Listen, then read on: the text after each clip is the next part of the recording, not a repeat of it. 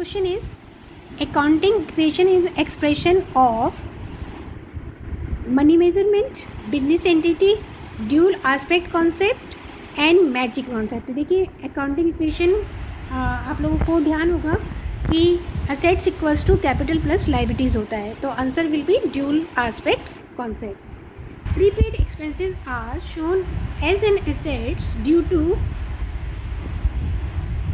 Matching concept. Okay, next one is according on to which assumption assets are shown in the accounting record at cost less depreciation. So the answer will be matching concept. Next one is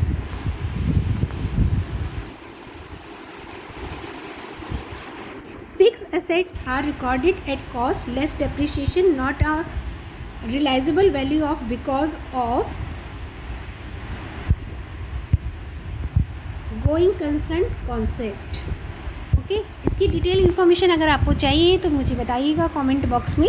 मैं definitely आप लोगों के लिए detail information वाली video बना दूँगी. Next one is 17 point out the correct accounting equation. Student ध्यान रखिएगा, असेट्स वन साइडेड होगा. अगर असेट्स वन साइडेड है तो इक्वल्स टू में प्लस आएगा, अदरवाइज असेट्स में से आप माइनस करेंगे. तो ये आंसर जो होगा आपका answer will be liabilities equals to assets minus capital. Okay, next one is according to which of the following concept even the proprietor of the business is treated as a creditor of a business. ये हम कर चुके हैं, तो answer will B D, business entity concept. Next one is final accounts must be prepared on a periodic basis rather than waiting till the business is terminated. This concept will be accounting period concept. Revenue is considered as being earned on the date of which is realized. Answer will be realization concept.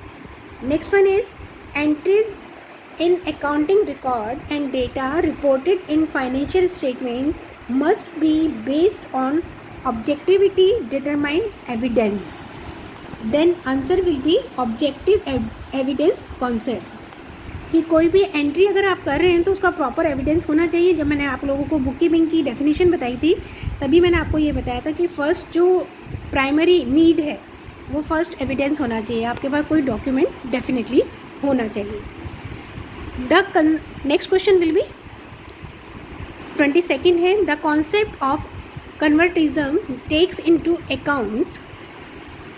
Answer will be C, all future losses but leave all the future profit. Next question, according to concept of convertism the stock is trade is value at. ये question बहुत ही important है students, ये दोबारा पढ़ के और दोबारा solve कीजिएगा इसको. तो answer will be market price और cost price whichever is lower. Answer will be C. Next question, entries in the account Entries in the accounting record and data reported in financial statement must be based on objectivity determined evidence. तो इसका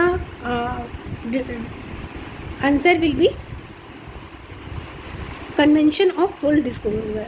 according to convention of full disclosure जो भी आपका transaction है उसका disclosure जरूर statement में दिया जाना चाहिए, जिससे कि जो भी डाउट है वो अपने आप में ऑटोमेटिकली क्लियर हो जाए.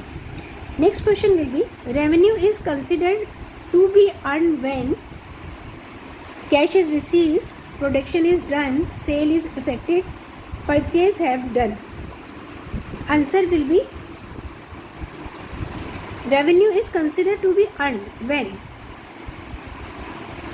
Cash is received. Next one is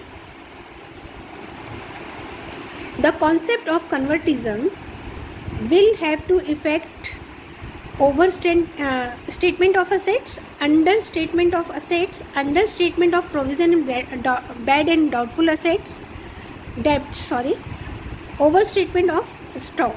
अभी आप लोगों ने पढ़ा है कि जो स्टॉक का वैल्यूएशन होता है कॉस्ट प्राइस और market price whichever is less, तो answer will be B, that is under statement of assets. According to which of the following concepts are determined the net income from business, all costs which are applicable to the revenue of the period should be charged against the revenue. That is a matching concept. All revenue equals to total cost. A difference will be show profit or loss. Next question will be, which of the following is not a fundamental accounting assumption? Fundamental accounting assumption. तो going concern, consistency and accrual are basic fundamental accounting assumption. ये question तीन तरह से पूछा जा सकता है, या तो आपको एक फंडामेंटल एजम्पशन दे रखा होगा, या तीन दे रखे होंगे, या दो दे रखे होंगे और एक नन ऑफ ऑफ दे रखा होगा। तो क्वेश्चन को सॉल्व करने से पहले ध्यान दे दीजिएगा कि आपका जो फंडामेंटल अकाउंटिंग एजम्पशंस हैं वो है going, consistency and accrual concept. तो आंसर विल बी, यहाँ पे नॉट वर्ड आया है, देखिए यहाँ पर नॉट वर्ड आएगा, वहाँ पर बहुत ध्यान से कीजिएगा क्योंकि गलती आप उसी में करते हैं। That is D, matching concept. Next one is an accounting concept according to which all relatively important and relevant items are disclosed, the financial statement is materiality। क्योंकि जो भी आपका इम्पॉर्टेंट ट्रांजेक्शन्स हैं उसके बारे में डिस्क्लोज भी करना होता है और उन्हीं ट्रांजेक्शन को हम रिकॉर्ड भी करते हैं। Next one is which convention is also known as doctrine of prudence. तो इसका आंसर हो जाएगा C, convention of conservatism. That's all about this video students. I hope this will be helpful to you. अगर detail information video चाहिए तो आप definitely इसको comment box में ज़रूर कमेंट कीजिएगा और कैसी लगी वीडियो ये भी बताइएगा।